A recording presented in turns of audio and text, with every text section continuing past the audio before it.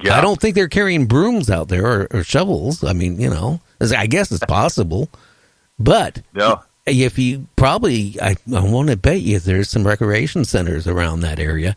And I'm just wondering if people have gone lately, reported missing or anything. Yeah, that's Highway 6, just going out of Tillamook into the Tillamook State Forest. That's exactly where it's headed. Yeah. Wow. Maybe that's, I used to ride my motorcycle there at least once a year. Coming back from my road trip, I dropped down 101. Thank God I don't know. There has been sightings, off of California out in the ocean, of UFOs emerging in and out of the water and all that stuff. So I don't know. It just makes you wonder what is going on. And it's so much right now. Seriously, Michael, in the last couple months, it's been, UFO this, UFO that, UFO this, UFO that. And it's just growing like you wouldn't believe. Like I said, I mean, the people wanting to get on my show and have UFO stories have like tripled than what it was 6 months ago. Oh, yeah, and that's what Peter Davenport is mentioning as well when he was a guest on my show. That things seem to be coming to a head here, and these rise in sighting reports, of craft and or potential aliens. So who knows what's going to happen here in the next few months? It's going to be exciting to keep your eyes on the news and keep your eyes on the skies for sure. Well, I sure am, because I'm kind of worried. Again, we spend all this money, right, for national defense. We do have where they do monitor, right? Tell me if I'm wrong. They do monitor for asteroids and meteors, and they have a lot of it mapped out where they know that they're not going to hit, at least in our lifetime and our grandkids' lifetimes, but there is some that's going to eventually hit. But the thing is, they talk about all these other space rocks and all this other stuff out there. They just don't have the funding to, trace them down and monitor them and even look for them. And that's what scares me. And then all of a sudden they talk about a rogue planet, just kind of like dippity-dippity-doo going, through the solar system. And then, again, too, that the reports, like from Antarctica, supposedly you can see Planet X. People have been taking pictures of the sun, getting weird images off the sun, from the side of the sun. It's just so many things that's going on so fast right now.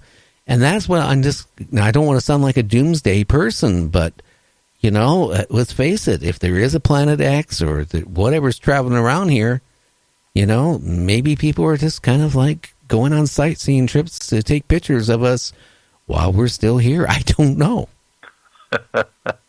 Yeah, so you wonder why things are heating up at this exact time. I don't know. Oh, I don't know. I wish I was born in 1860. Then I wouldn't have to worry about this. I just have to worry about getting scalped. Yes. I don't know. So what do you feel what's going to happen in the near future with this UFO thing? Do you think that there's going to be disclosure? Do you think we're going to be visited shortly, and then we're going to be either convinced that they're friendly when they might not be, or they could be totally lovable, and want one of us for their daughters on their planet for a pet? I don't know.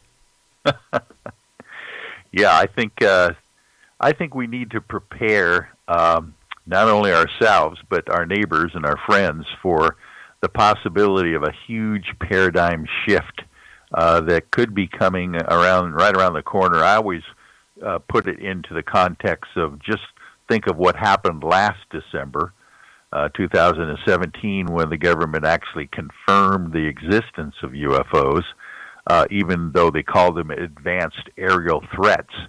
But even, what happens if you project it ahead in just a year, what happens before December of this coming year, whether they're going to actually keep this disclosure up. Everywhere you seem to turn, there's like these news items that you keep talking about, and the president starting a space force and all the different things that are kind of trickling out at this very moment. So you wonder why everything is coming to a head now. I don't know. I got a gut feeling we already had a Space Force, and for some reason they have to do this to legitimize or whatever you call it. I don't know. It's moving so strangely right now that in my lifetime I've never seen it move like this, and I mean it has me concerned.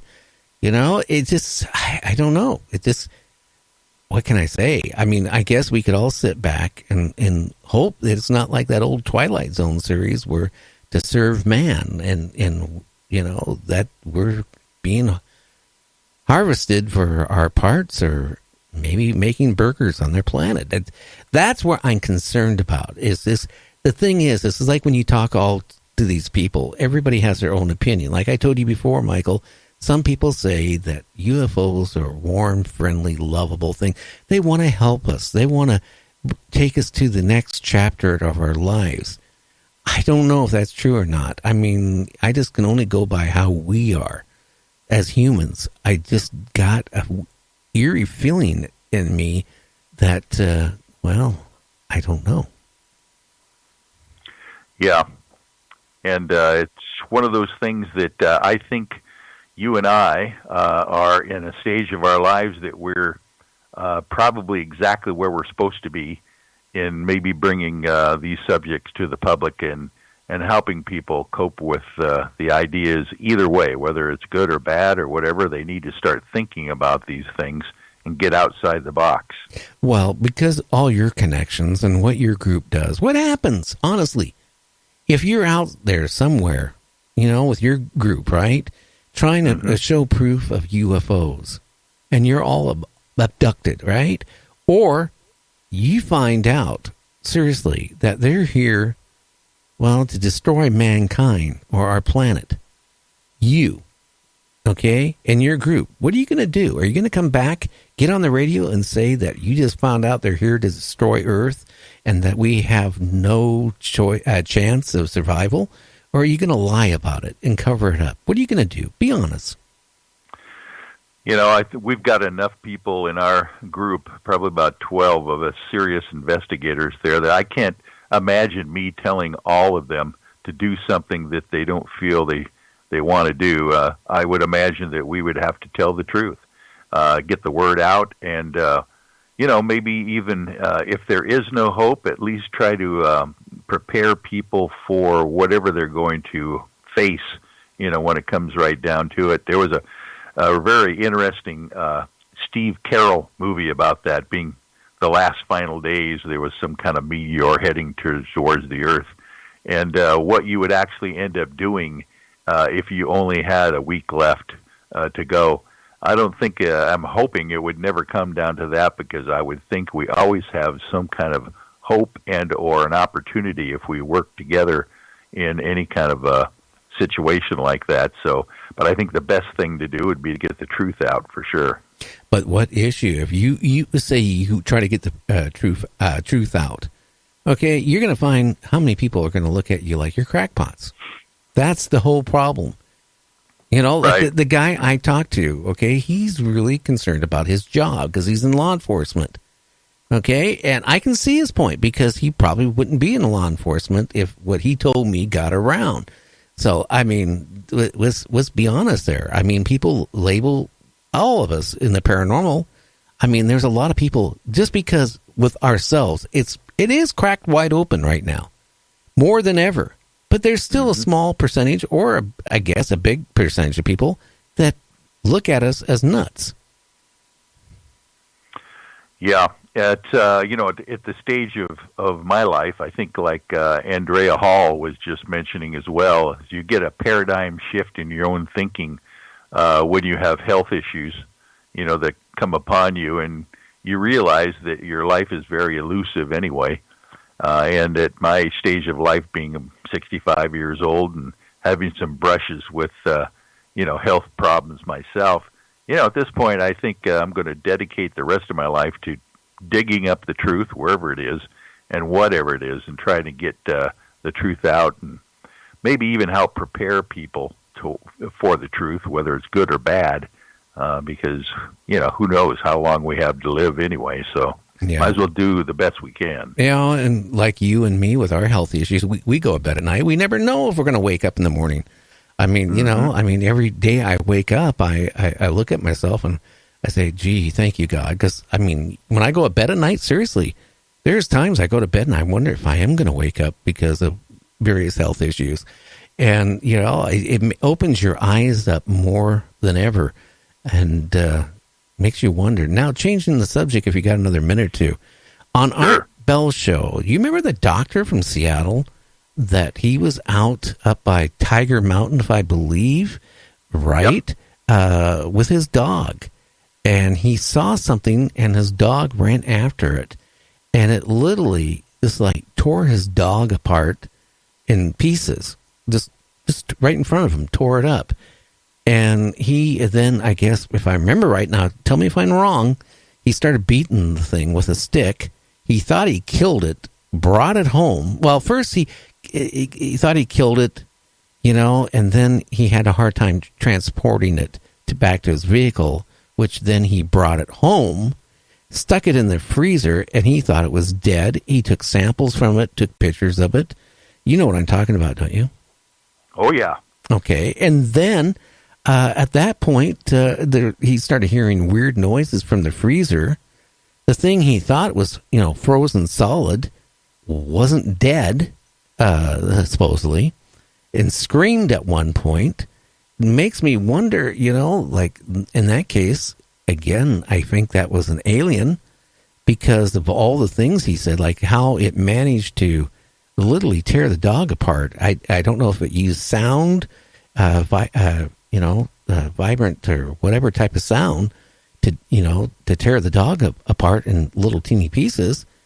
But, it seemed like he had proof of it. And then all of a sudden, well, we haven't heard any more from the doctor. But he was a credible person.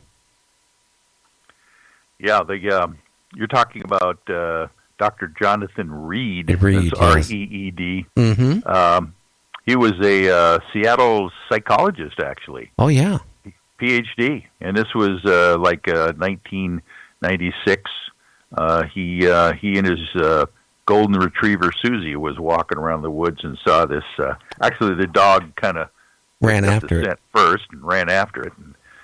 And he actually claims that he, after the alien destroyed his dog, he took a big limb, or at least a big enough limb, to swing at the thing and knocked it out.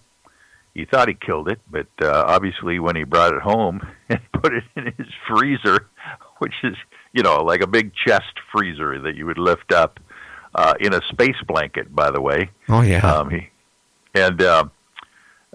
He starts hearing these noises coming from the freezer, which supposedly didn't faze the alien at all when it came back to consciousness. What an interesting story that was on Art Bell's Coast to Coast at that moment. But what I was trying to make the whole point on this is if somebody out there in our listenership, goes out on, hiking or camping and runs across something, I would get away from it as fast as I could humanly get. I mean, I would honestly break up. I wouldn't even worry about taking my tent down. Okay. Oh, yeah. I would get in that car, start it, and get out of there. Who cares about a tent? Your life is worth a lot more. I mean, if this creature, like on Art Bell, for example, tore this guy, Dr. Reed's dog, apart like nothing. And I think he was talking about it kind of like vibrated with sound and whatever it is. And it literally tore his dog up to nothing, where it was disgusting. Things like that, it's we don't know what their life is. We don't know what the rules is, how they think. I mean, again, they might look at us as purely a savage thing, which we actually are, aren't we? Yeah, we seem to be, that's for sure. Well, it's no worse than the guys that want to go out and find Bigfoot, right, and shoot it, and then, bring it in, and, here's proof. I just killed a Bigfoot. There it is, right there. Mm-hmm. I don't know. Do we have to kill an alien? What would happen, actually, if we saw an alien and killed it, right? brought it to the news media or to whatever, right? To the local